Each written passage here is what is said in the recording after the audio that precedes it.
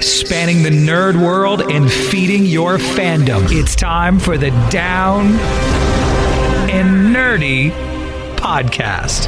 Here's your host, James Witham.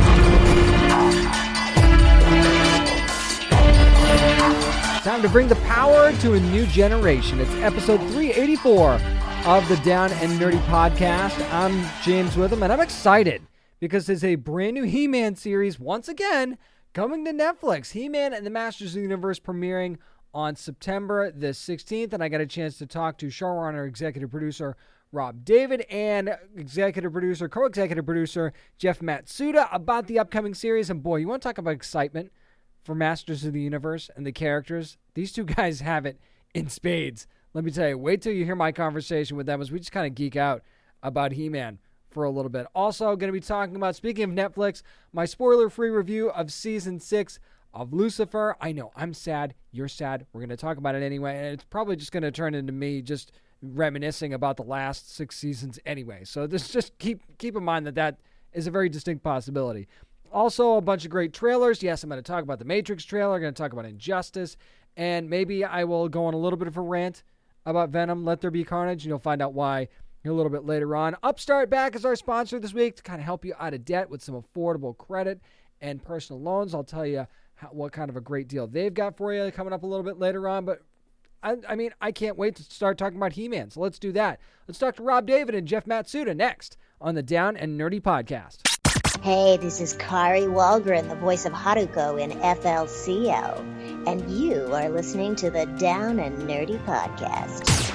It's a great time to be a He-Man fan because, yes, we have a second He-Man series coming to Netflix. That's He-Man and the Masters of the Universe, which is going to premiere September the 16th, and I just got a chance to sit down with showrunner and executive producer Rob David from Mattel as well, and also co-executive producer Jeff Matsuda to talk about this brand new CG-style series, and I couldn't wait to dive in into this new take on these classic characters as well. Just a heads up, maybe a couple of minor spoilers for the series coming up, especially for episode 4 in this interview. But here it is, my conversation with Rob David and Jeff Matsuda. So, Rob, Jeff, we know that when this series was first announced, we knew it would differ quite a bit from Masters of the Universe Revelation. I believe the series were actually announced at the exact same time that there would be 2 different series. There's still quite a few members, though, of the creative team from Revelation on this series as well. How do you feel like that actually benefited you all going into He-Man and the Masters of the Universe? Quite a bit, because part of the spirit behind both these shows is when you have a story, a universe as rich and terrific as Masters of the Universe that really spans generations, and you realize that like you have the opportunity to tell the Masters of the Universe story for different audiences while being at their core true to the roots, but then expressed in ways for different audiences. So, my role across the 2 series, on Revelation, I'm an executive producer, and I co-developed the storyline originally with Kevin Smith, but Kevin got to run it. And then on this one, this is an original take on it that I developed for Mattel, and have the pleasure of working on it day to day and deep, and with my co-partner in crime, Jeff Matsuda, who makes it all such a joy, and others on our team. So I think having the kind of macro vision of what Masters of the Universe is, but then being able to, for Revelation, to do it as a follow-up to the entire 1980s era, the classic era, to bring that back, not in a way that just to replicate, we always want to progress the story and see what happens next, but to do it in a way that appeals to us who grew up on it. And then with this show, to reimagine an all new Masters for this next generation of potential fans, for them to get to meet these characters for the first time and to have them reflect the world that kids are growing up in now. Throughout production, Rob would be like, "Hey Jeff, you want to see this? It's from Revelations and the other show we're doing." And I would try not to look at it because I know it's awesome, but we wanted to make sure the shows would be really different.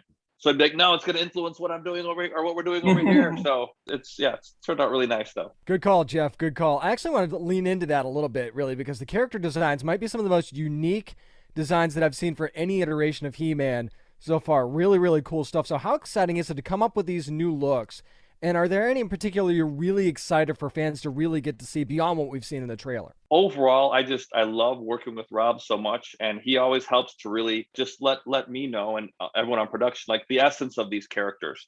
So I think it's really fun to just take these characters that we've all known for so many years and put them through a different filter. And I think that's been like super fun of just taking their essence and then reworking it for today's new generation, so our kids can enjoy it just like we enjoyed, the original show going into it.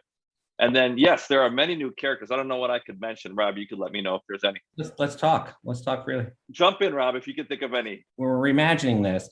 We're distilling what the characters are and what Masters of the Universe is to its core foundation, and then finding ways to make it relevant and fresh for kids growing up today. So that works on kind of multiple levels. One is that progressively over the last few decades, we as a culture, and especially kids, we're not really, we don't really kind of want instant heroes, perfect heroes. We want heroes with challenges. We want heroes who progress and overcome and start at 0 and then work their way up to 100. Or the other analogy we use is like belts in karate. So it was really important for us to kind of immediately take He-Man, take Adam, take all these characters, and then don't start them off like where they're perfect. Start them off before that. Show them having a coming of age story. And then the other thing which I think is relevant to kids is the alter ego. It used to be classically that, Superman pretended to be Clark Kent, so to speak. And then we realized that it's much more compelling and relatable and even also aspirational for it really to be Clark Kent, who gets to pretend to be Superman. And so really kind of doubling down on Adam and Tila and Duncan, who they are as characters, and then try to start them from fresh at a young age when we're getting to know them. I noticed that right away, too. That was a really, really good call on you guys' part. I loved how different that was for sure. And whoever came up with Ram Mam, I'm just saying, that was one of the most clever things. I was like, I love this idea. I love that. So I made the character, I reimagined the character to be a girl and to be Adam's friend. We can get into the archetype, but the name itself comes from Melanie Shannon, who's a creative supervisor on it. And it was when she said it, because I was thinking like, what do I call her? Blah, blah, blah. And she's like, Ram Mam. I'm like, oh my God. That's like... so like, perfect. Props to her, because I loved that immediately. Loved it.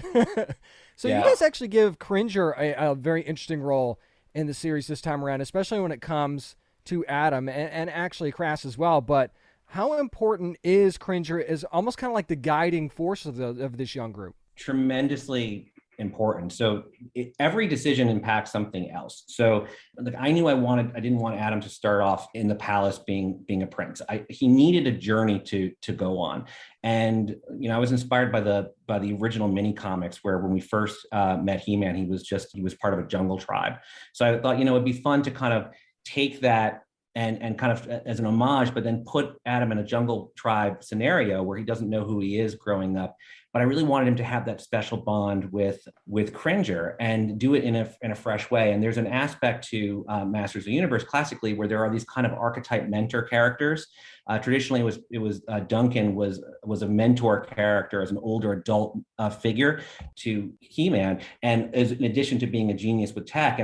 But I felt like we wanted Duncan to be on the same level as the others and be part of that kid journey. But that archetype of the mentor character, that surrogate father character, especially when Adam doesn't have that perfect relationship with his own father just yet, was there. And it just felt like that would be such a great emotional bond between them, and to kind of create this family dynamic at a young age. And then, but while also the other thing that was important to me and to Jeff was to make Cringer for the first time a full-on master, to give each of these characters a specificity and a pathway to demonstrating how they're the master of the universe, and to make Cringer not just Adam's ride, not just his horse, but also his mentor and father figure, but also a full master. And the design that for Battle Cat and Cringer that Jeff and HOC came up with just nailed it. And one thing I wanted to mention was, even if you look at Cringer when he turns into Battle Cat, I think the story is so full and rich, because like when it's just so cool. Like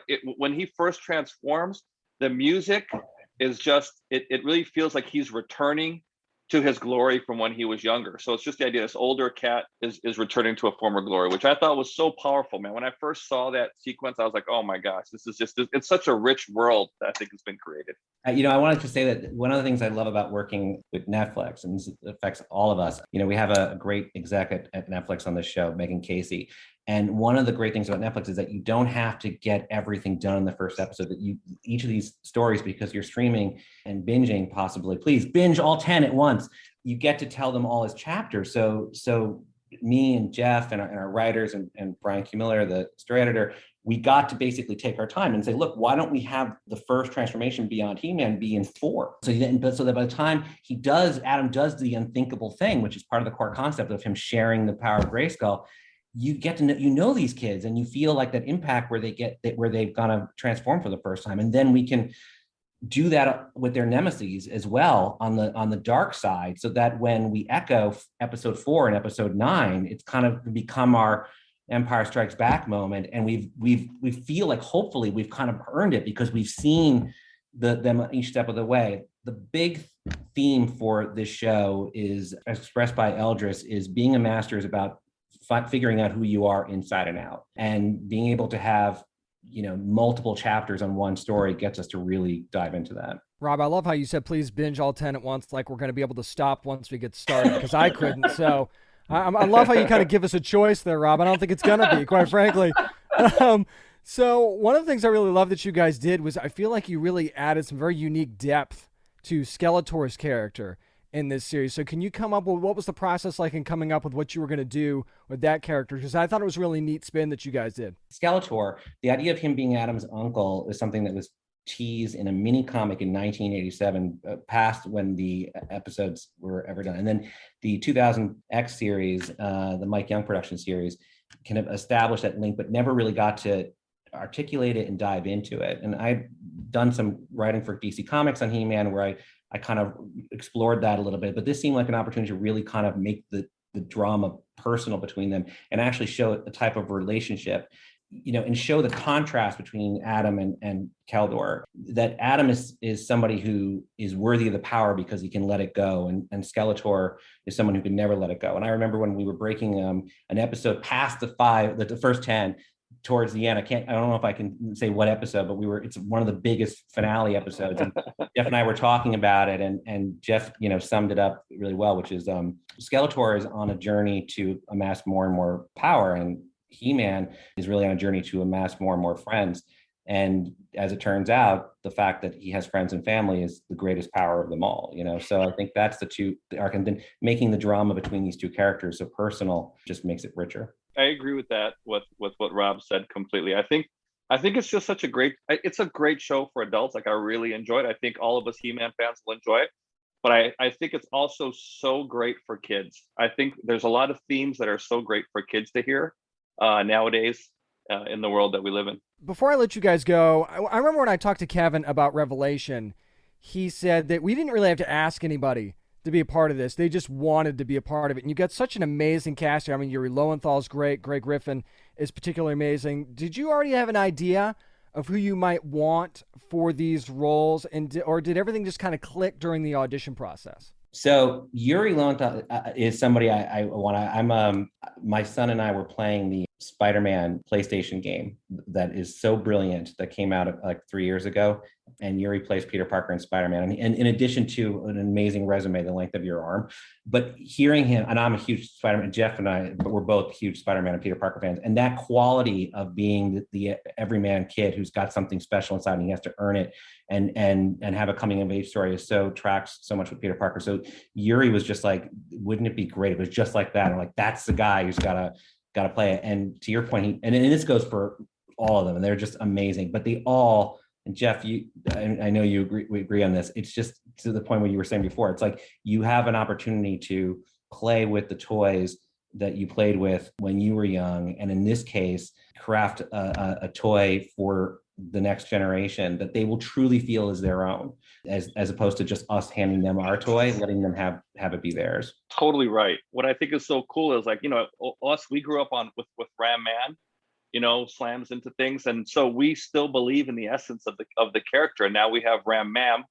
and she's got jets that come off her head, a huge thing she hits with, jets on her legs. It's just really the idea of upping the ante and plussing everything that we can just to push story along, in an effective way, and to make great toys from it. She's going to be cool. Oh, I can't wait for the toys. Thanks for emptying my wallet, by the way, guys. Appreciate that, too. So let's start with the series, shall we? He-Man and the Masters of the Universe, premiering exclusively on Netflix on September the 16th. Jeff Matsuda, Rob David, thank you so much, guys, for taking the time today. I appreciate it. Thank you. Thanks James. And that is so 100% true. This is a new reimagining for a new generation of characters that I loved as a kid, and as somebody who has a 7-year-old son now at home and a 2-year-old and a daughter as well. This is a show that I feel like I can share with them and say, here's some characters that Dad loved, but here's why you might love this version of these characters. And if they want to go back and see the other versions of the characters that I love, that's fine too. But this is something that might spark their interest in. And as a dad, quite frankly, that's something that I want. I want my kids to have their interest sparked by characters that I loved. And I think this is a good way to do it. And I agree with what Jeff said. This is a fun show for adults as well. I thoroughly enjoyed these episodes of He-Man and the Masters of the Universe. I think that you will as well. And that's about as much as I could say because I can't review it yet, but I'll do that next week. But make sure you're watching He-Man and the Masters of the Universe on September the 16th as a Thursday, exclusively on Netflix. Again, thanks to Rob David and Jeff Matsuda for joining me to talk about He-Man and the Masters of the Universe from Netflix. Up next, we'll stay in the Netflix realm and talk about Lucifer Season 6 with no spoilers. Up next on the Down and Nerdy Podcast. This is Joe Henderson, showrunner for Lucifer, and you're listening to the Down and Nerdy Podcast. I guess now there will be plenty of rest for the wicked. That is right. Season 6, the final season, and they mean it this time, of Lucifer is now streaming on Netflix. I've got this sullen tone in my voice, don't I? I don't want it to be over any more than you do. Trust me, but the end is definitely here. We got to say goodbye to these amazing characters in this incredible show. And here's what I'm going to do. I could absolutely sit here and spoil every single second of this with you and just share in the joy of what was this final season. I'm not going to do that. And I'll tell you why. I just don't feel like I don't want to spoil any more. Like it just started, first of all. It just started airing here on September 10th, and that's the same day this podcast comes out every Friday. I'm not going to be the guy that expects every single one of you that listens to this show that loves Lucifer, and I know we've got a lot of Lucifer fans that listen to the show.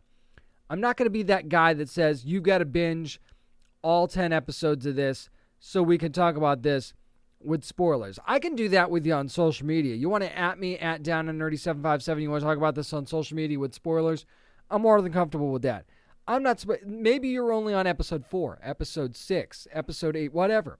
I'm not going to spoil this for you. So let's just talk about this, and then I'll just wax poetic about the show in general. But what I will say is this, and I put this on an article I wrote at downandnerdypodcast.com. Yes, there's other stuff on our website as well. So I feel like there's a little bit of a duality going on here story-wise, and I'll explain that. And that is that on one hand, as much as you love these characters, and I'm not just talking about Lucifer and Chloe either. I'm talking about Amenadiel. I'm talking about Dan. I'm talking about Ella. Everybody. If you love these characters, there are plenty of moments in this season that are just quintessentially that character.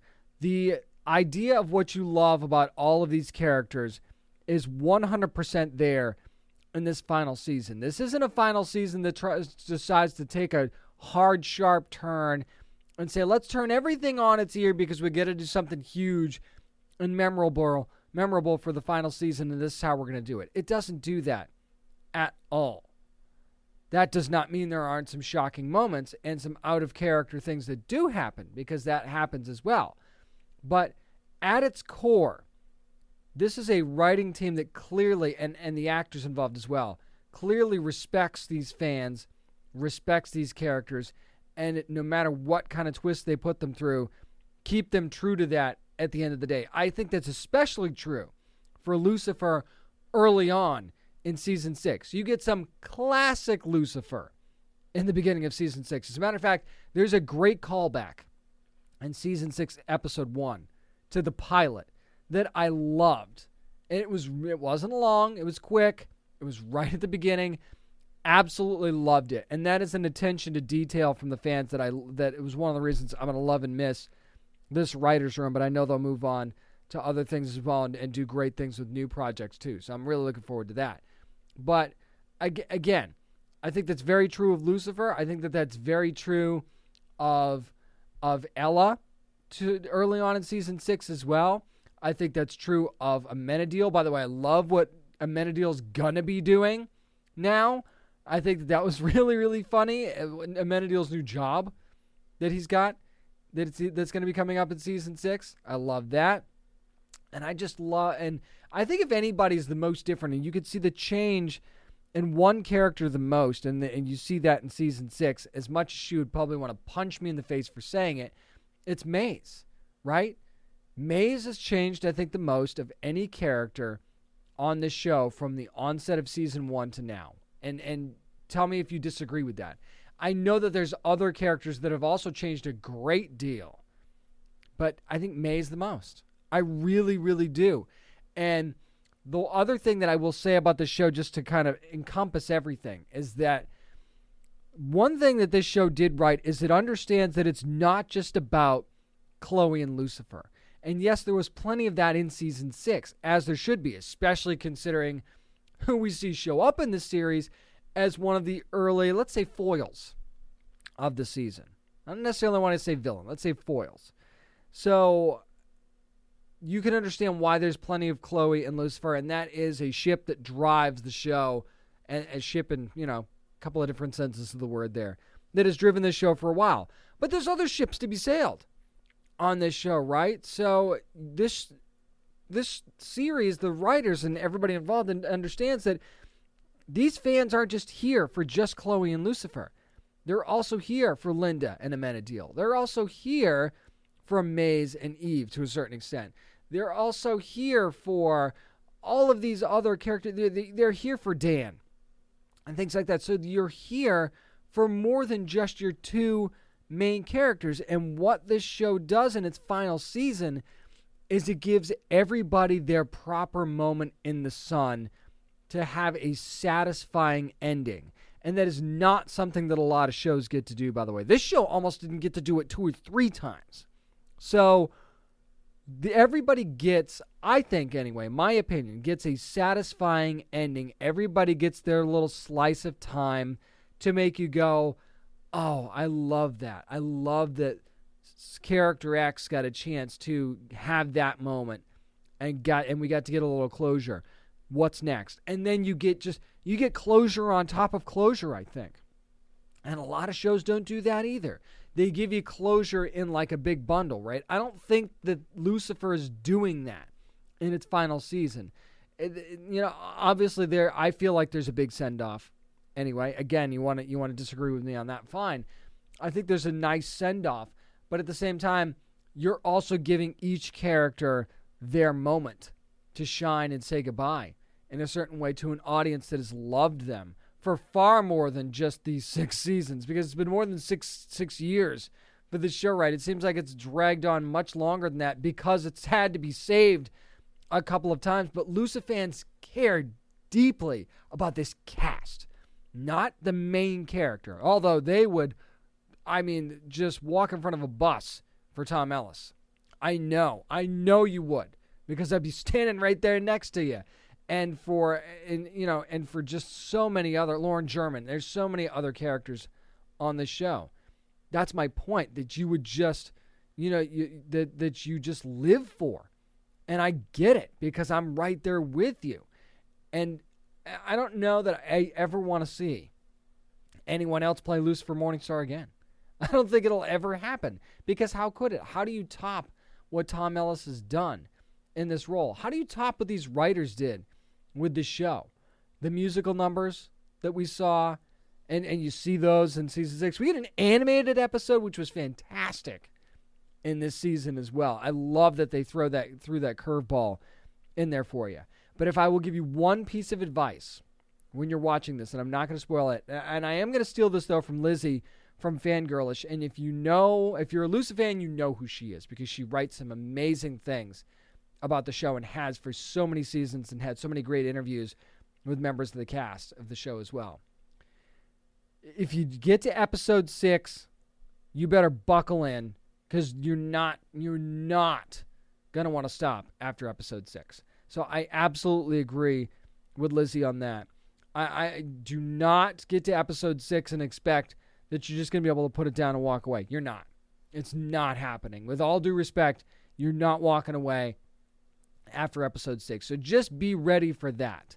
And I also want to, as I kind of wrap up this discussion here about season 6 of Lucifer from Netflix, I've been very fortunate with the cast and members of the team of this show over the years. I've gotten to meet almost all of them. I've gotten to interview so many great members of this cast. Just go down our feed to catch those interviews. And I know you have, because I see you listening to them, even the older interviews from season 1. And it's such a genuinely amazing cast that I'm going to miss so much. And they've always been so gracious, and just how much they cared about these characters. Again, there's a lot of great actors who care about their characters, and you see that. Just the depth of care for these characters that each member of this cast has given to me is just nothing short of absolutely amazing. And that goes for, so many different members, especially of this main cast. And then I want to talk about Joe Henderson, Ildi Modrovich. I've just so enjoyed talking to Joe over the years about this show, and how much it's safe to say that this cast and the creative team behind the show have just been so moved over the years from the fans that they were already pouring their heart and soul into this series, and it just made everyone want to go that extra mile, and it shows, right? I think that, and again, I'm not going to put words in anybody's mouth here, but without the fans, this show doesn't get this season, does not get this send-off, does not get this proper goodbye. And I think that if you talk to Joe and Ildi, they'd probably agree with that sentiment. Without you, this does not happen. So this was just such a wonderful send-off to the show. And I'll miss this group terribly. I hope they get to work together in some capacity again someday, even though it might be a little, it's just going to be weird to see them doing anything else. And quite frankly, if I'm being honest, it's going to be weird to see them doing anything else after this. That's the kind of impact that this show has had. And if you have somebody in your life that has never watched this show, I don't know how it's possible, but if you have somebody in your life that's never watched this show, have them binge it from the beginning. Why? So you can enjoy their reactions to what you already know is coming, and you get to watch Lucifer again from start to finish. And how terrible would that be? Not terrible at all. So that's it. It's all over for season 6 of Lucifer on Netflix. It's been a hell of a ride. I've enjoyed every single episode of it. I'm so glad that I fell in love with this show from the beginning. And yes, it is sad to say goodbye, but it's 6 seasons. That's a damn good run.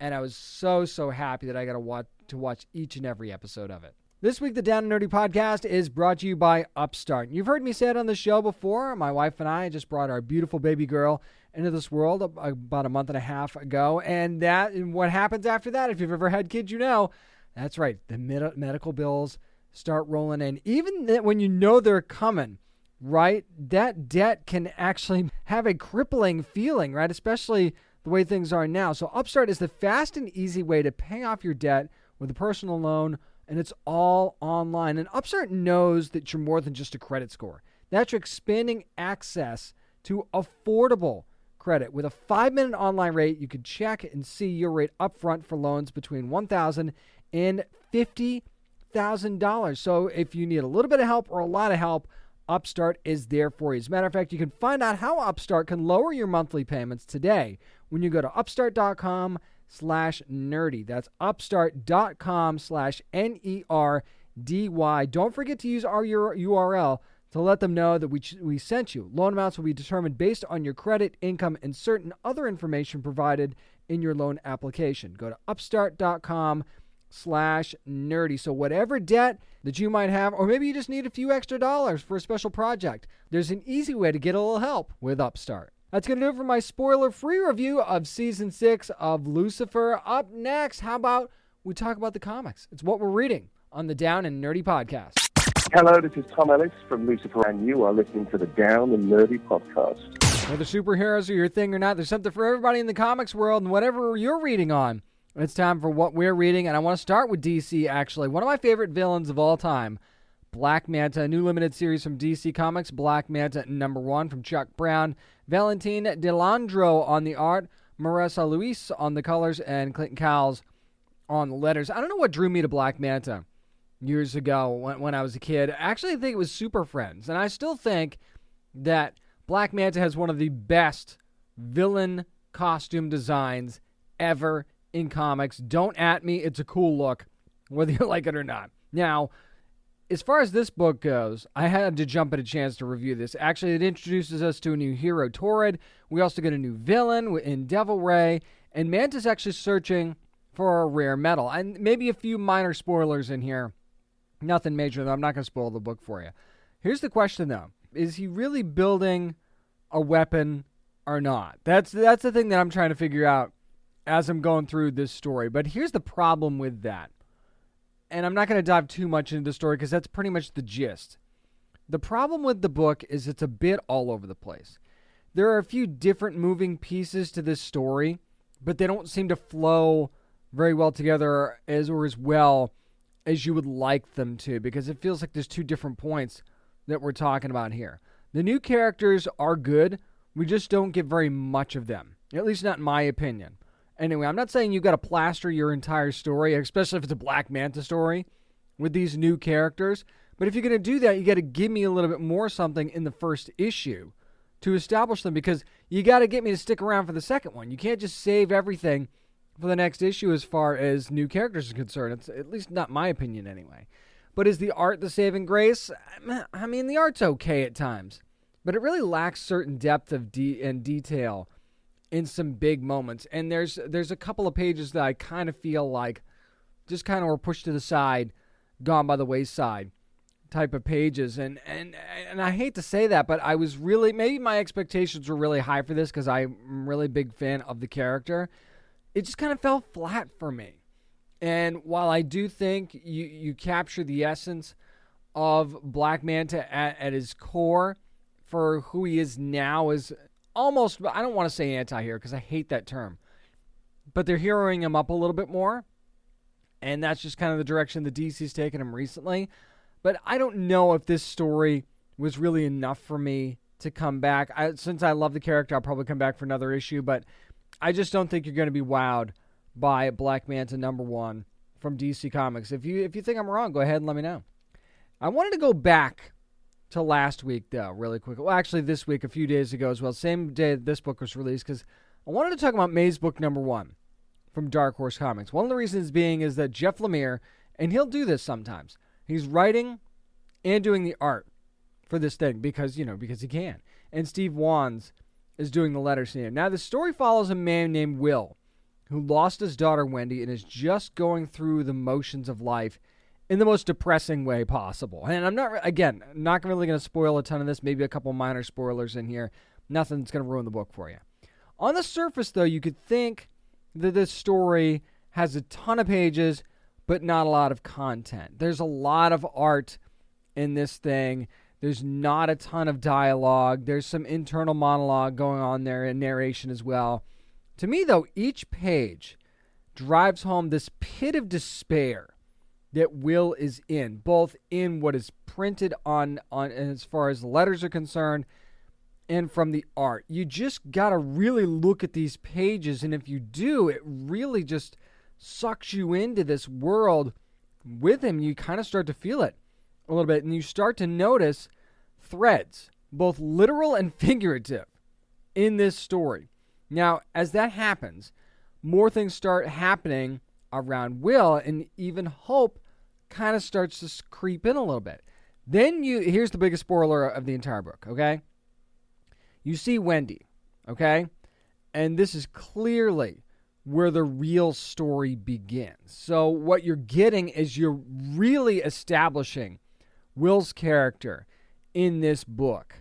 And of course, he's, essentially your main character. You want to do that. But I mean really establishing him, right? And then you kind of give you that little nugget at the end there. And if you get what was going on in those early pages, and there were a lot of them, then that moment's going to hit you hard. And it hit me hard. The choice of colors, though, to me, and when they're brought in, because there's not a ton of color in this book, really makes a huge difference in this story. So if you want to say coloring doesn't matter as much as you think it does, read May's book number 1, and you'll change your mind. Because then there's how it's written. Whatever it wants to convey, it's so brilliantly there, page by page. That's the brilliance of this book, is that the way that the colors bring you in to the emotion, and then you tie that in with what's written word-wise, when everything's done so meticulously and at the right moments. That's one of the things I really, really enjoyed about this book. If we're headed to the center there, though, like if you read the book, you'll get that. There'll be a huge bullseye when you get there, I think, anyway. I can't wait to see where the rest of this is going to go. And maybe I read too much into it. Maybe I didn't. But Jeff Lemire, another winner for him as far as I'm concerned. Steve Wands, throw him in there with the letters too. May's book number 1, something I think will really, really interest you from Dark Horse Comics. That's going to do it for what we're reading. Up next, we'll talk about a bunch of trailers, and I'll get on my soapbox a little bit about Venom, Let There Be Carnage. I'm James Witham, and this is the Down and Nerdy Podcast. This is David Sobolov, voice of Grodd on The Flash and Drax on Marvel's Guardians of the Galaxy. And you're listening to the Down and Nerdy Podcast. Are you taking the blue pill or the red pill? It's time for nerd news, and it's time to, once again, enter the Matrix. Let's talk about some of the biggest trailers of the week. The Matrix Resurrection is one of them. Resurrections, I should say. Going to be out December the 22nd in theaters and on HBO Max.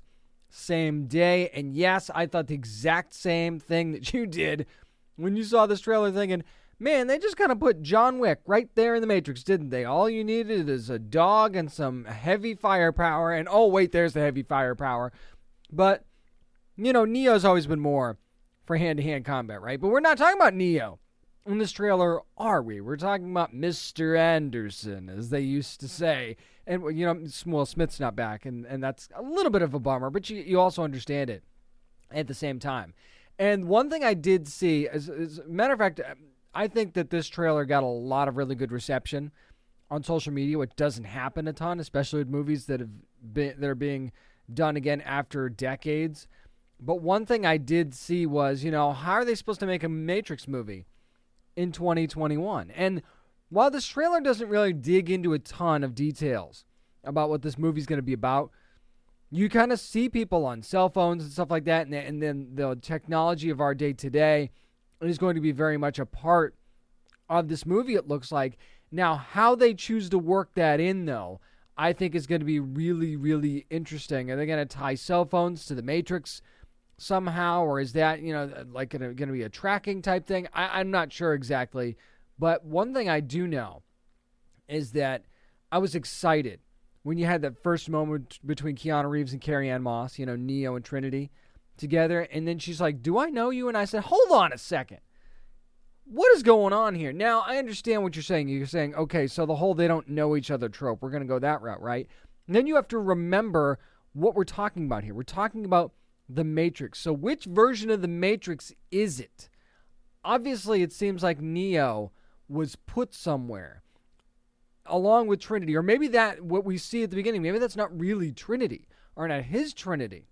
Anyway, keep that in mind, okay? And that's one of the things, I'm going to get off on a tangent here again. One of the things I love about these Matrix movies over the years is that it creates discussion. It creates those kind of moments where you say, well, is it this or is it this? Is it that or is it that?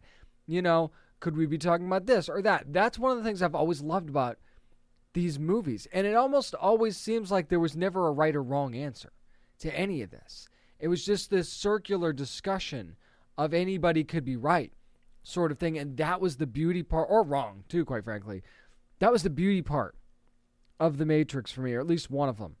Anyway, after that first mind-blowing movie. But as I go back to my point about this trailer. As you keep watching, it's pretty clear that they sort of figure it out, right? Or at least they decide to work together at some point. Then you see Yahya Abdul-Mateen II. And you say, okay, is that Morpheus or is it not? And it turns out that it is a young Morpheus. He confirms that on social media. So that is going to be really interesting. So the mentor, he now is a younger Morpheus. How does Morpheus get there? Obviously, again, it's the Matrix. I don't put anybody past anything at this point. There's obviously some sort of a time travel situation going on here, or astral projection, whatever you want to call it. The Matrix rules are different there, quite frankly. And clearly Neo starts to remember what he's capable of as you progress through this trailer. And then the action is just freaking wild after that. And I do actually kind of love that the trailer doesn't give you a ton of clues as to what's going on in this movie. And I'm sure that we'll get more clues as the trailers progress. But at the same time, I'm just loving this. Matrix Resurrection, again, out December 22nd from Warner Brothers Pictures. I want to fast forward, speaking of Warner Brothers, to the Injustice movie adaptation. It's going to be happening from Warner Brothers Home Entertainment and DC and Warner Brothers Animation. That'll be out on October the 19th, so we're not too far away from that. Yes, it's based on the very popular video game franchise, and I've got to say, honestly, this one I've been waiting for a long time. I was actually kind of hoping that we would get a live-action version of this as well. I'm obviously not going to be greedy. I will absolutely take an animated version of this because I think that maybe that's going to be the better way to do it. Now, I know what you're saying. You're saying, okay, the story mode in the game is so good.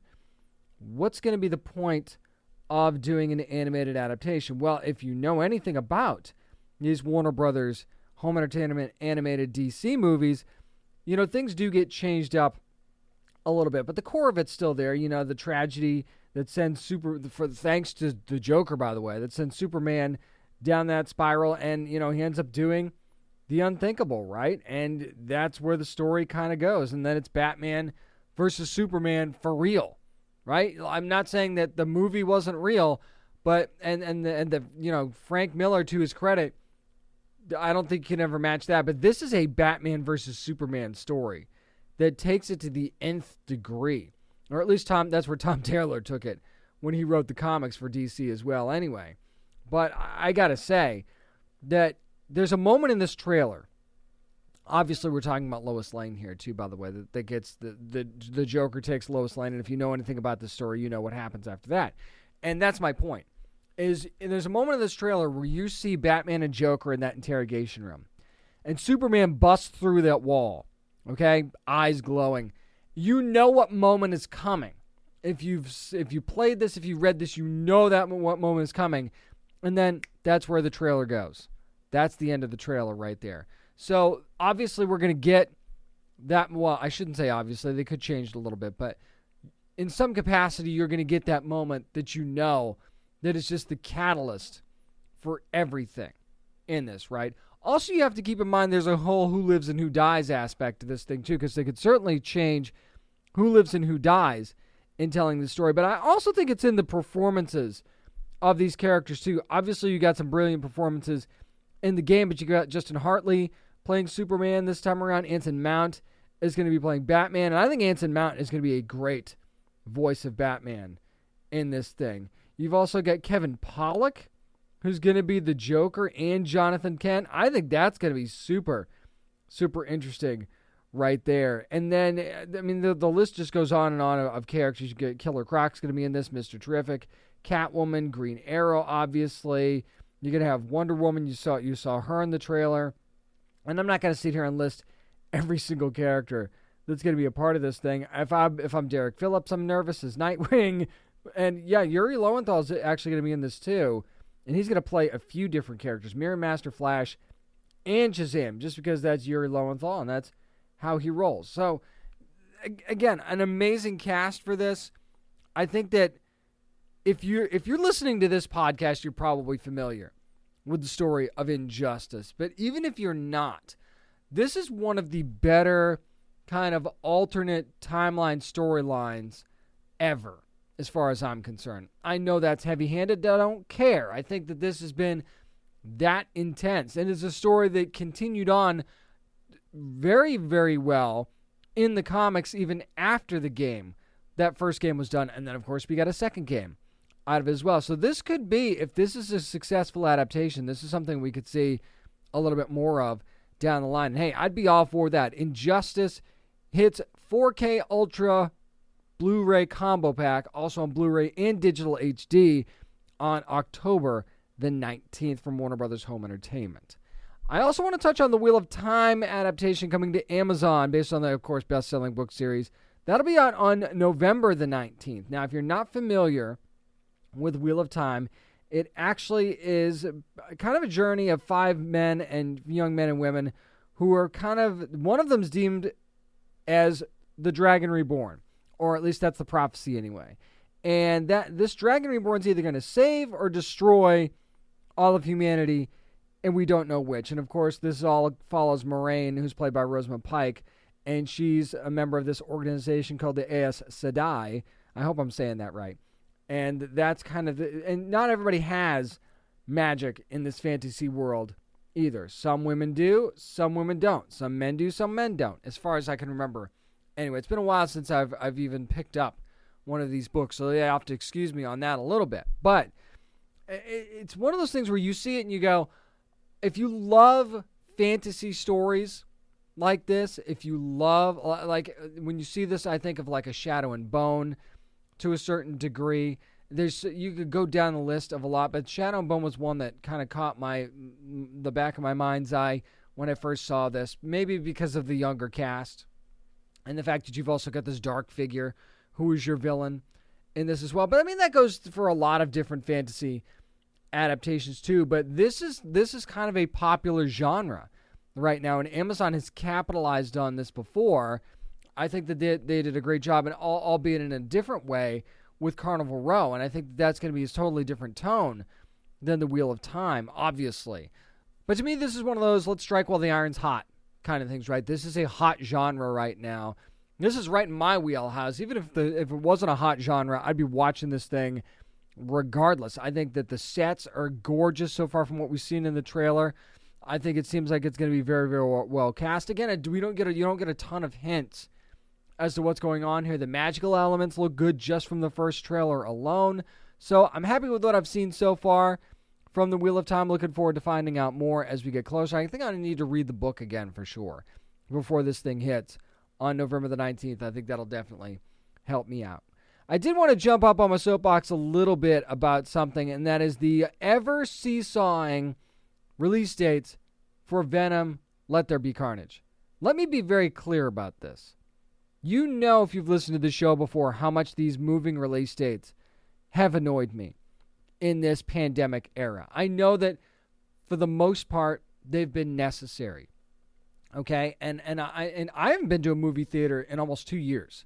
I'll put that out there right now. Have not been to a movie theater. So I get wanting to be safe and just not wanting to get to the theater. Maybe those aren't necessarily my reasons, but I get why there's that feeling for certain people that just aren't comfortable going to a movie theater right now. And I get it. I really, really do. I haven't been, so I'm certainly not going to criticize you for that. I also get that there's people that want to see movies in the theater, especially certain movies if you feel like it's got to be seen in the theater. Okay, so Venom 2, Let There Be Carnage, has not been pushed back this time. It's been pushed back up now to October the 1st. Why? I think it's pretty obvious why. You saw the Labor Day record-breaking box office from Shang-Chi and the Legend of the Ten Rings. Congratulations to Marvel and everybody involved in that cast and production too, by the way. And my review of that will be coming later on down the line when I can watch it at the comfort of my own home or get to a movie theater at some point. But yes, I will review the movie at some point down the line because it does look amazing. I can't wait to see it. Not my point, though. Clearly, this is in response to the box office number that Shang-Chi did. And to that I say, boy, that is a huge risk. And here's the reason why. The hype and the confidence level going into Shang-Chi was huge. I don't care what you say. This movie was built up so well. The trailers that they put out were spot on in highlighting exactly the right things that would draw crowds to this movie, one of those being the Marvel Studios logo. Okay? I want to make that very clear. There's a very clear difference between Marvel Studios and Sony's Marvel. I know they're playing nice together right now. That's not the point. My point is that Shang-Chi not only brought that Marvel logo, it also brought what looked to be a top-notch martial arts film with also mystical elements to it. Don't at me about the 10 rings. I know what they are. I know what they do. I'm talking about presentation to the general movie-going public, because that's who you need to reel in, and I've said that 1,000 times on this show. If you're a die-hard Marvel fan, whether it be Marvel Comics, just Marvel Studios for movies, whatever, you're going to see this even if the trailer looks like trash. You proved that by going to the X-Men movies, and you know you did, just so you could complain about it. So whether it was look good to you or not, you were going to go. This movie needed to reel, and all of them, quite frankly, need to reel in the general movie-going public, and that is at the crux of the success of Marvel Studios, is that they found a way to get nerds like myself, and I say that in an endearing term, you know that, but also the general movie-going public who just think, this looks cool, I'm going to check this out, and then they just reeled them in from there with movie after movie, and here we are in phase 4. You have to earn that respect from the general movie-going public. Can Venom say the same thing? Was Venom a successful first movie? Yes. Not hugely successful, but it was successful. Absolutely earned itself a sequel. However, moviegoers have shown during this pandemic they'll show up for things that they really want to see regardless of availability, and they'll work with their whatever safety protocols that they need to. And quite frankly, not everybody wants to put up with the safety protocols. And from that you say, okay, if you don't like it, don't go. And people aren't going for that reason. There's people that aren't going because they don't want to sit in the theater with a mask on, and they want to be able to enjoy their popcorn and things like that without having to worry about getting sick. There's also people that just are just worried about being in a movie theater and getting sick that are also not going. There's also a movies are expensive aspect to this too, and they are. The theatrical experience, which is a term that gets brought up a lot lately. The theatrical experience is an expensive one, whether you like it or not. So do you want to factor all of these things in? Are you going to be more choosy about what movies get you in that car, either by yourself or with your family, to go to the theater to go see? Look at the movies that have been big, hugely successful, pandemic-wise, lately. You've got Fast 9, was very successful. You've also got Shang-Chi, extremely successful. I'll throw Free Guy in there. I think Free Guy was pretty successful as well. You could put Suicide Squad in there to a certain degree, but there aren't a ton of movies that have been hugely successful in this era of the pandemic. So I think that by moving this movie up, you send a clear message that you think now's the time to strike. Now's the time you're going to get people their butts in their seats to see your movie. And you feel like if you wait, things could get worse. And that is true. If you wait, things could get worse. I don't disagree with that. Here's where I do disagree. Venom, Let There Be Carnage is not Shang-Chi. I know you've got Carnage. I know it looks cool. Carnage looks very good. I think Woody Harrelson's going to be great as Cletus Cassidy. I really do. I'm on record as liking Tom Hardy as Venom. I'm excited to see what Andy Serkis can bring. in that director's chair. But if I'm Sony Pictures, to move this thing up by 2 weeks after just moving it back to October 15th, to move it back up again, to me, I think that this is possibly more of a headache than it's actually worth. And now, if you move this movie up and it doesn't do well, what are you going to say? Should have waited.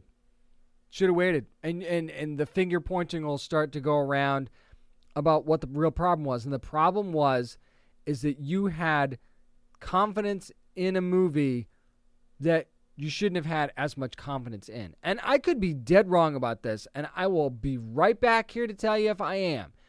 But unless this movie can do Shang-Chi numbers, and I don't think it'll even touch that, then it wasn't worth it. If it's as successful as, like, say, Free Guy, I still don't think it's worth it. This is a movie that if you decided to wait, and if you wanted to, the other thing is we're arguing over 2 weeks. That's the other thing I don't get. What was the absolute need to move this up by 2 weeks? Doesn't make any sense to me. You could have kept it on October the 15th. I can't imagine that between October the 1st and October the 15th, and maybe I shouldn't even say it because I don't want to jinx it.